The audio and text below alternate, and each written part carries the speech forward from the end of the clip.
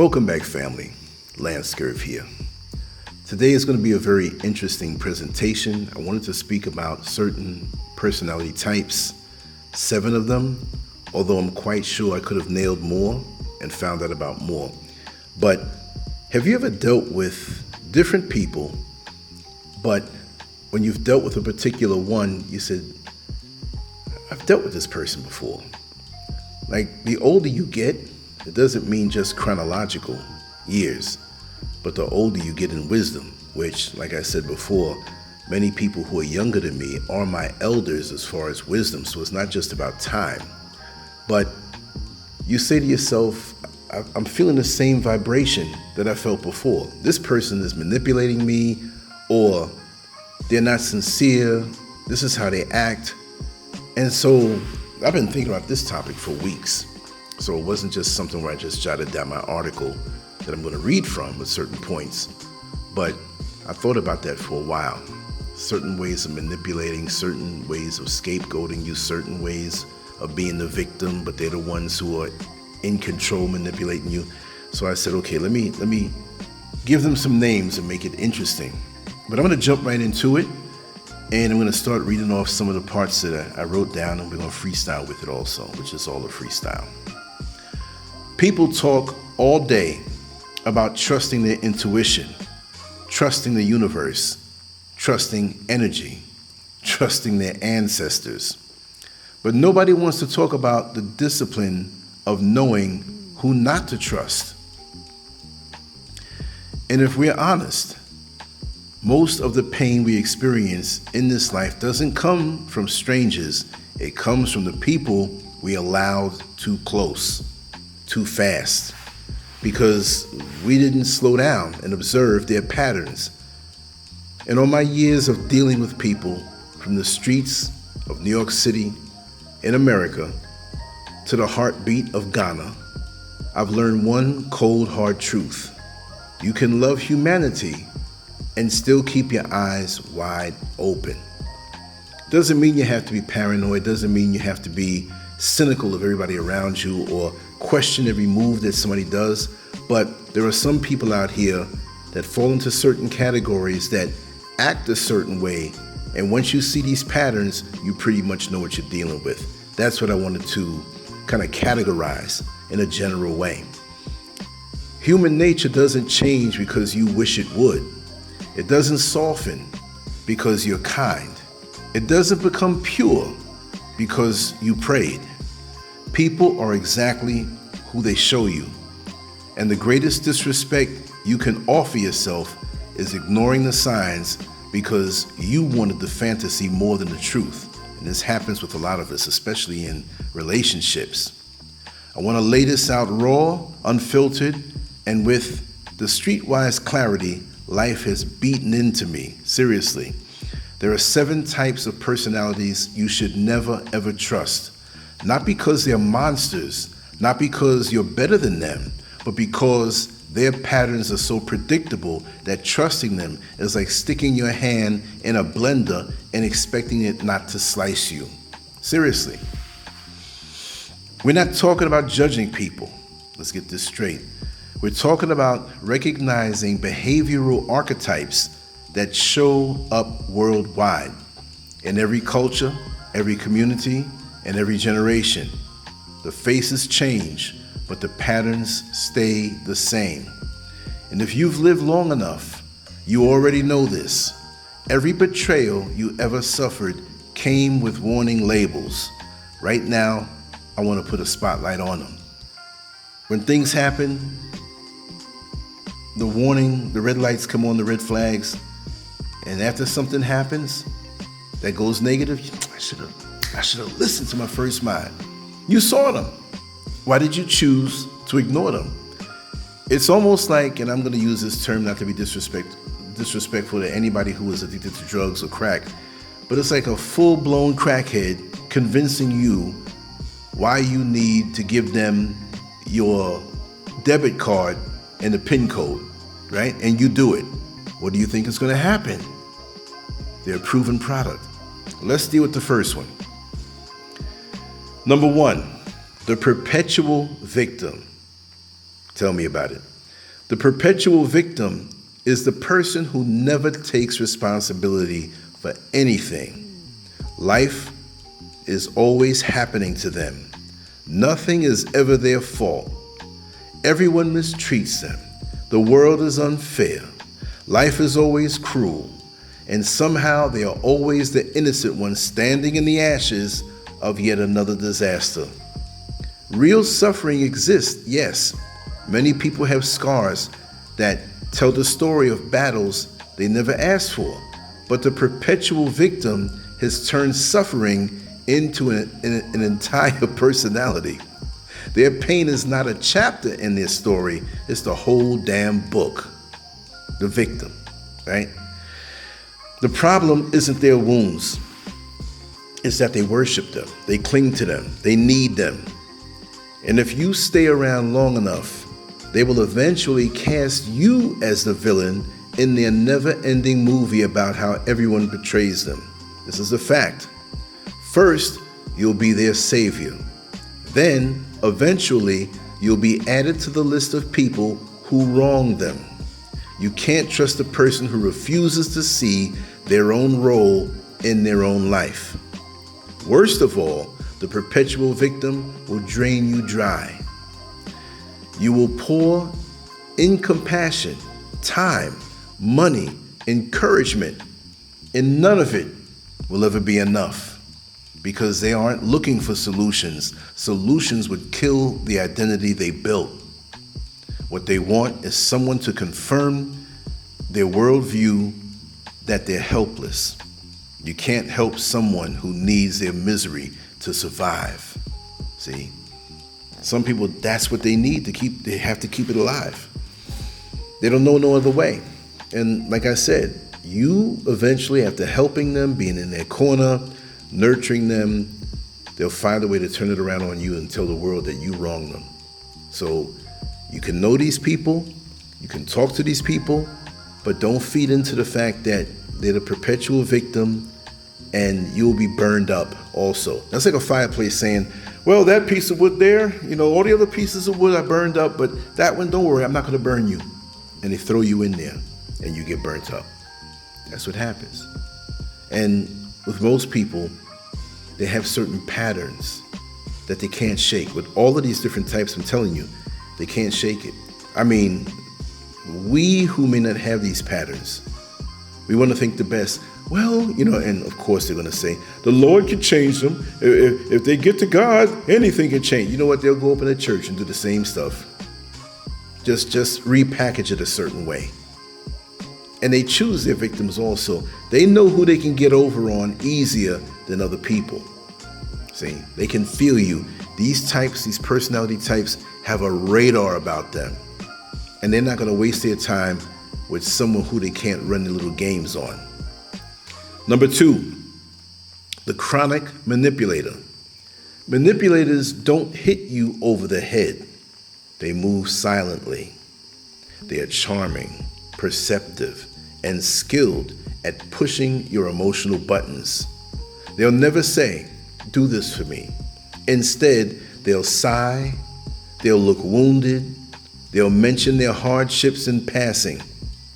And before you know it, you're handing over their responsibilities, or you're handling their responsibilities while they sit back and act grateful.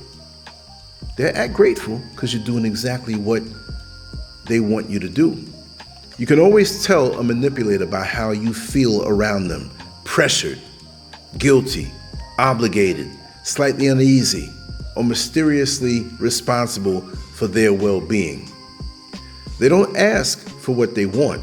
They engineer your emotions so you'll offer it. You cannot trust them because nothing they offer is genuine. Every act of kindness has strings. Every compliment is a setup. Every favor has a bill attached.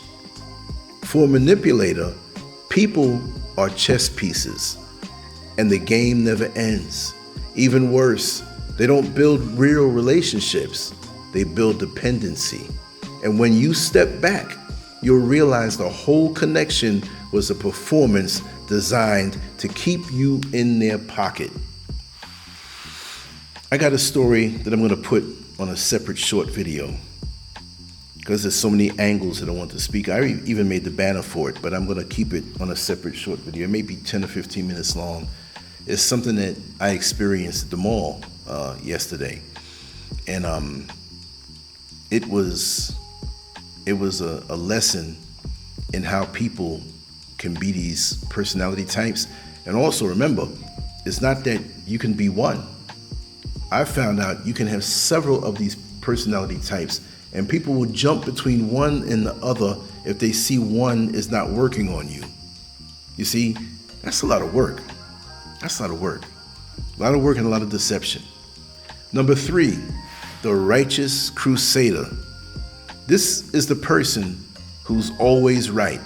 Not sometimes, not often, but always. They found the truth, and now they're on a mission to convert everyone else.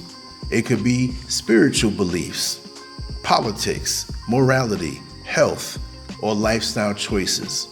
The problem isn't their conviction, it's their fanaticism. They don't just hold beliefs, they become their beliefs. If you disagree, you're not simply mistaken, you're lost, you're ignorant, or corrupted. With people like this, I find that many have that narcissistic streak going through them, and you have to listen to them. They're not going to tell you this, but their demeanor lets you know that you have to listen to them. They are the truth. They are the way. You must follow them. And so many people are gullible and follow these personality types. Righteous crusaders, okay, cannot tolerate uncertainty. They use rigid ideology to protect themselves from the fear of not knowing. I know somebody very well like this, and probably you do too, if you've been following this platform for a long time. And because they need that certainty to survive, they cling to it with both hands and expect you to do the same. They don't have conversations, they preach. They don't listen. They wait for their turn to correct you. And eventually, the relationship becomes conditional. Either you agree with them or you become their enemy. See? If you disagree in the slightest way, they don't want you around them. They'll banish you from their cult or pre-cult that they're trying to form, right? You can't trust a person who values ideology over humanity. They will throw you under the bus for their beliefs and call it righteousness. And the flying monkeys around them will do the same thing, do the bidding for them, until they find out and abandon this person who is the righteous crusader. Number 4, the chronic liar. Many people lie occasionally, but the chronic liar is different. Truth has no inherent value to them. They shape reality like clay, molding it into whatever beliefs or benefits them, molding it into whatever benefits them in the moment. They don't lie constantly. They sprinkle lies into the truth so smoothly you start doubting your own memory. A chronic liar is dangerous because you can never trust the ground they're standing on. You can't trust their promises, their apologies, their explanations, or even their version of events. Their identity shifts like smoke. Whatever they need to become to survive the moment, they become it. Shapeshifters. Without truth, there can be no real relationship. Everything with them is a mask, and you never truly see the person behind it. You never see it all, and they make sure of that, you see? But with them, the chronic liar, I've seen chronic liars actually lie, and they had no reason to lie about something. They just picking lies out. You ask them about something that happened, they bend it, they twist it, they can't help it. Even something looking you dead in the face, they'll look you dead in the face and lie about it. And really believe this thing. I don't understand it. Number 5, the user. The user is friendly, warm, upbeat, but only when they need something. When they don't need you, they're gone like smoke in the wind. Their loyalty is temporary. Their affection is conditional. Their presence is transactional. Users don't see you as a person. They see you as a tool, a resource, a stepping stone. They will flatter you, hype you up, make you feel important until the moment your usefulness expires. Then suddenly they're busy, unavailable, distant, or mysteriously silent. You cannot trust the user because once they've drained you of what they've needed, they discard you without guilt. It's not personal to them. People are simply assets in their private economy. And that is a deep spiritual poverty that destroys every connection they touch. You can't trust people to see the value in you for real. Like people like that, they can only when they need you. It's funny. And they'll come with the most convincing, they'll call you up, they need something. Say, hey man, you don't even call, it seems like you call me when you need me. Oh, well, you know what it is? And they'll go down such a laundry list until you don't want to hear it no more. And probably you end up giving them what they want, right? Me, if I haven't spoken to a person supposedly close to my inner circle, and they haven't checked on me, I'll check on them. If they don't check on me, I delete them and block them. They're gone, right? If we don't really have a strong connection there in my phone, I'll leave it there. But if you're a person that we have some kind of connection, that don't mean you have to check in with me. Oh, I'm checking with you. Yesterday I called, I'm calling again today. No. Even months can go by, right? But at least let's keep some kind of proximity to each other. And those who need you like that, and they come with stuff and you go over and above, trust me, it's sickening because here we go again. What do you need? A friend of mine, the day he gets his Social Security check, because they do it according to birthdays, it's like certain nieces and nephews start hitting him up the night before for loans. And it's like, do you work for Social Security? How do you know when I'm getting my money? That's crazy. Number 6, the envious destroyer. Envy is not admiration. It is not desire. It is destruction. The envious destroyer doesn't want what you have. They want you not to have it. Your joy irritates them. Your progress threatens them. Your light exposes the darkness in their own life. And instead of growing, they'd rather dim your flame. They hide it well, often behind concerns, advice, or honest observations. But pay attention to how you feel after talking to them. Smaller, less confident, doubtful. That's not support, that's sabotage, painted as realism. The envious destroyer is most dangerous when close to you. Family, friends, partners, because their envy is often unconscious. But trust this, people who are wounded by your success will eventually try to wound you, and that's a fact. And they can mask it so well.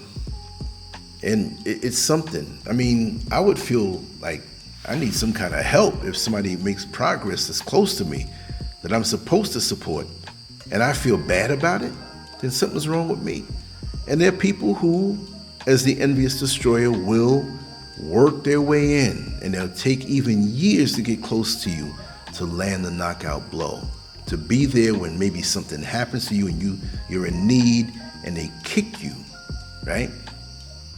They don't want you to have what you have. But be mad with God. God, the Creator, gave you certain talents and abilities, and they may have different ones, but they don't want you to have the ones you have. Isn't that something?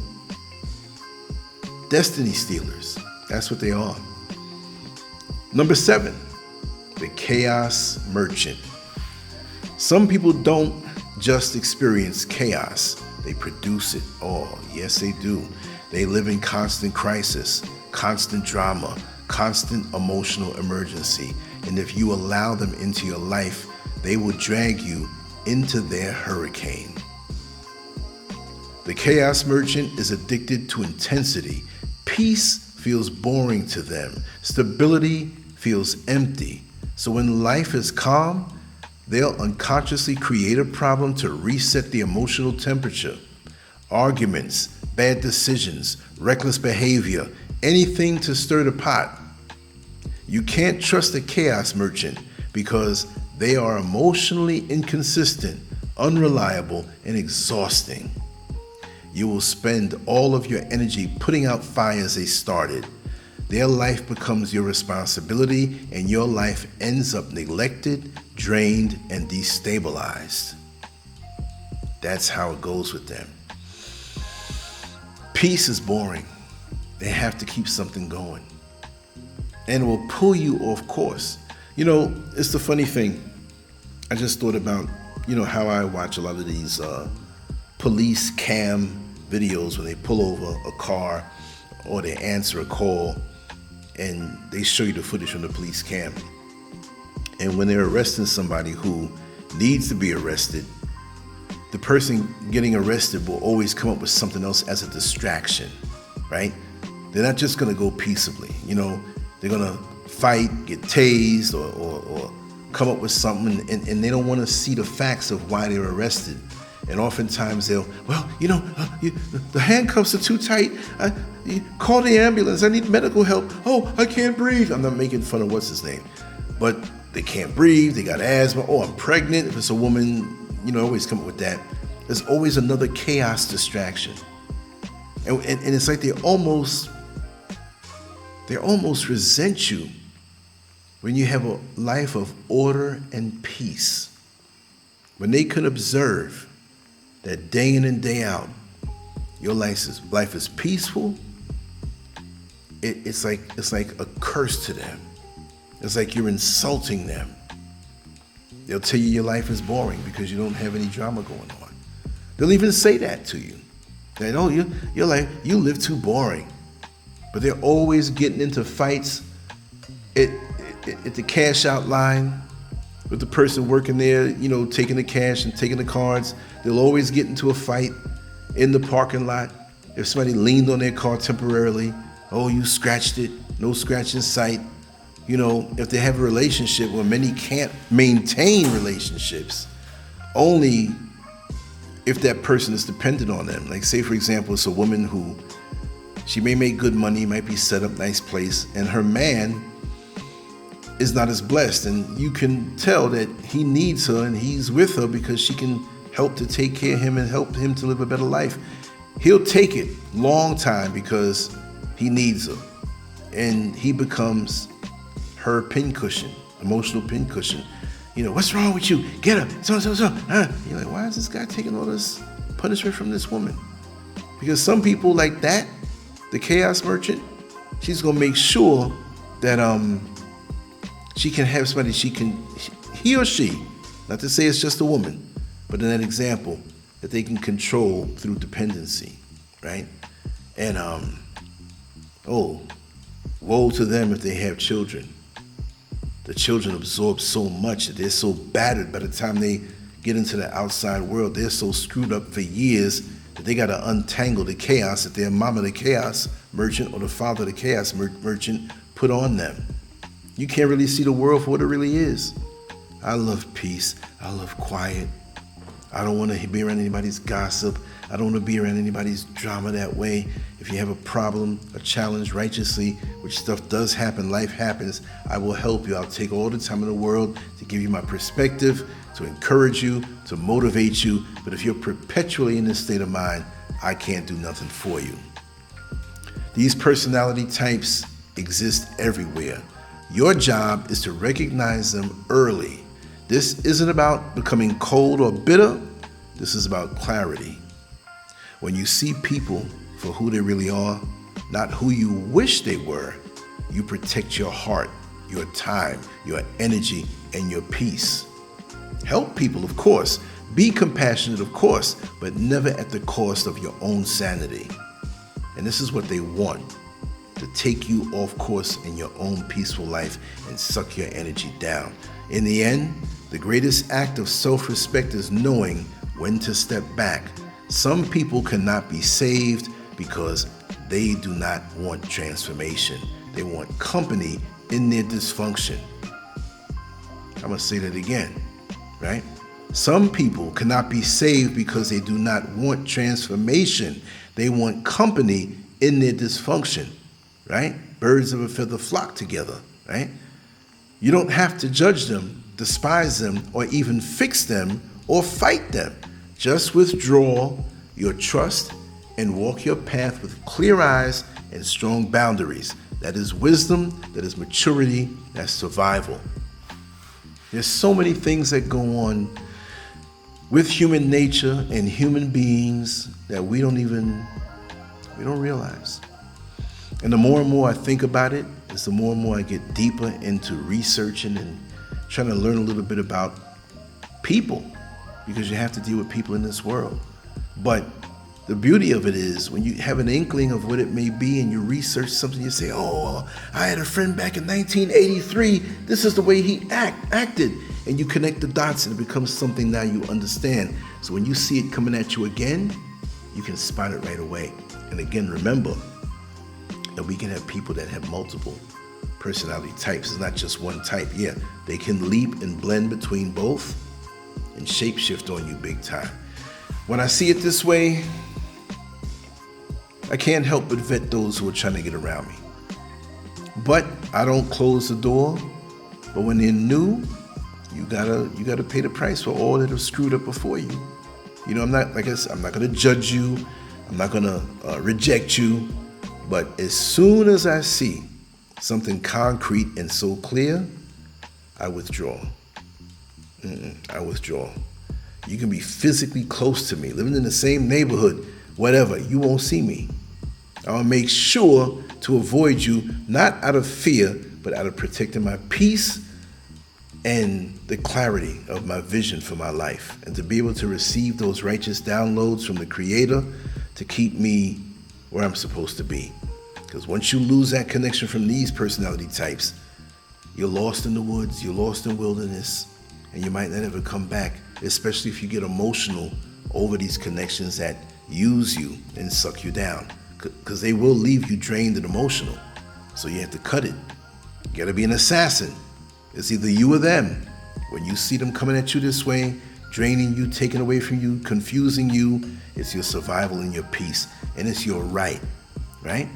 Anyway, this was much shorter than the one we did. I have another one I'm gonna do, and leave your comments. I hope you enjoyed this.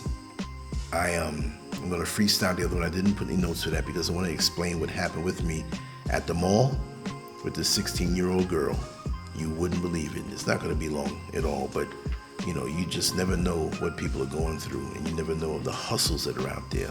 It's crazy. 16-year-old girl, what were you doing, Scurv? No, nothing I shouldn't be doing, but she was sure trying to pull me in a certain direction, and I couldn't believe it. Anyway, much love to you all. Take care. Salute to my brothers. Mwah. Much love to my sisters. We're going to nail it tonight. We're going to stay up and we're going to create some good stuff. All right? Thanks for being here. Thumbs it up and like it. Peace.